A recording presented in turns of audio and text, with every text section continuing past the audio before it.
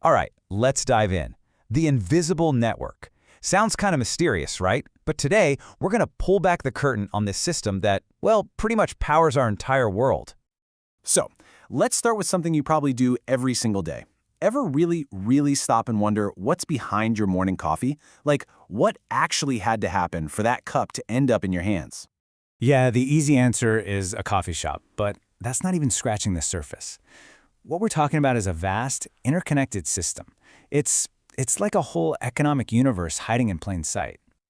So let's do exactly that. We're going to start with the big picture and unpack that one daily purchase to see how everything connects. Okay, first things first, the economy. Now, I know that word can sound kind of intimidating with all the charts and graphs you see on the news, but for right now, just forget all that. Think of it as a giant network. Seriously, it's just the system a country uses to manage all its resources. You know, people, materials, money, to make all the stuff we need and want. And what's at the heart of that network? The business. All a business really is an organization that takes a bunch of resources, say coffee beans, water, and someone's skill at making a great latte, and transforms them into something that you and I actually want to buy. Okay, to make this all a bit less abstract, let's follow one specific business. Let's call our little coffee shop the Daily Grind. A place like this is a perfect example. It's basically the beating heart of this whole system we're talking about. So how does something like the daily grind go from just an idea to a real, actual business? Let's take a look at how you'd literally build it from the ground up. Right off the bat, one of the first big decisions is about ownership. You could be a sole trader. Now, if you do that, you are the business. Simple as that. You get all the profits, which is great, but you also take on all the risk. Your personal stuff, your house, your car, it's all on the line. Or you could set up a limited company. This is a game changer because it makes the business its own separate legal person. It creates this shield protecting your personal finances if the business runs into trouble.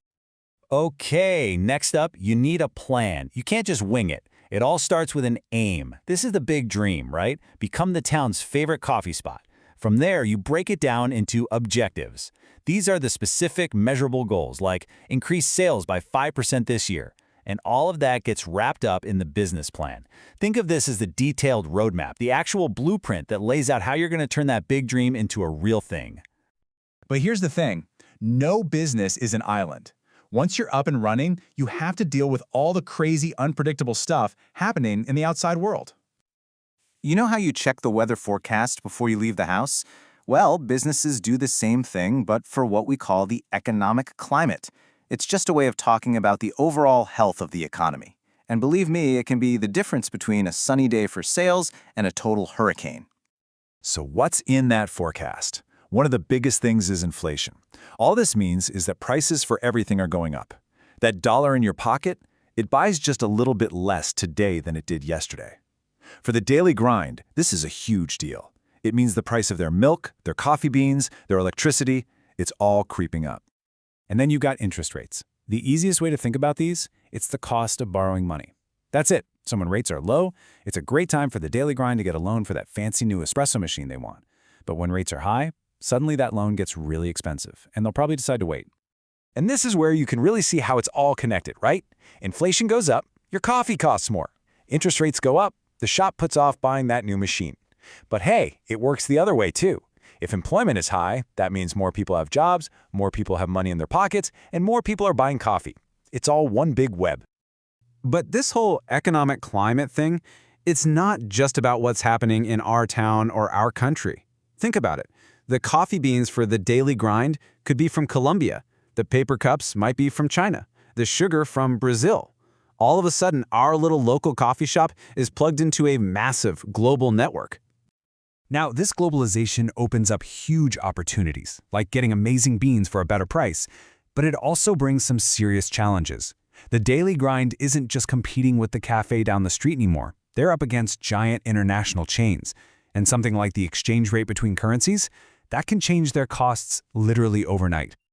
Okay, so we've talked a lot about the outside world. Let's step inside the shop now. Let's go check out the engine room, the stuff that makes the business actually tick.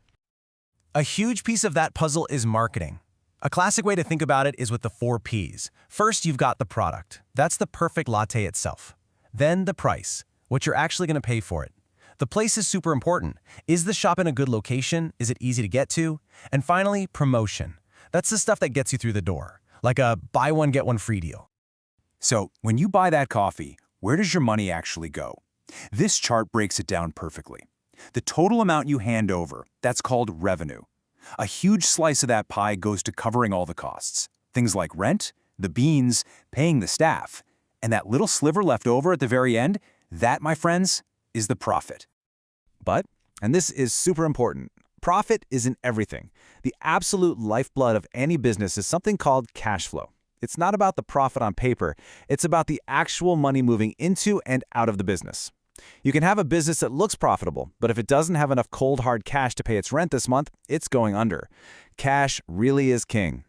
Which, believe it or not, brings us to our final piece of the puzzle. Because after all of this, the global markets, the marketing, the cash flow, this entire massive system comes all the way back down to one single person, you. Yeah, that one little decision you made this morning, buying that cup of coffee, it sends ripples through this whole invisible network we've been mapping out. Seriously, think about it. That purchase, it's not just lining the owner's pocket. It's paying the barista's wages. It's traveling all the way back across the world to the farmer who grew the beans. It's paying the truck driver who delivered the milk. You're not just a customer, you're a stakeholder. You have a real tangible impact on this whole thing. And that leaves us with one last big idea to chew on. Every single dollar you spend is like casting a vote. It's a vote for the type of businesses you want to see in the world, a vote for the kind of system you want to support. So the only question left is, what are you voting for?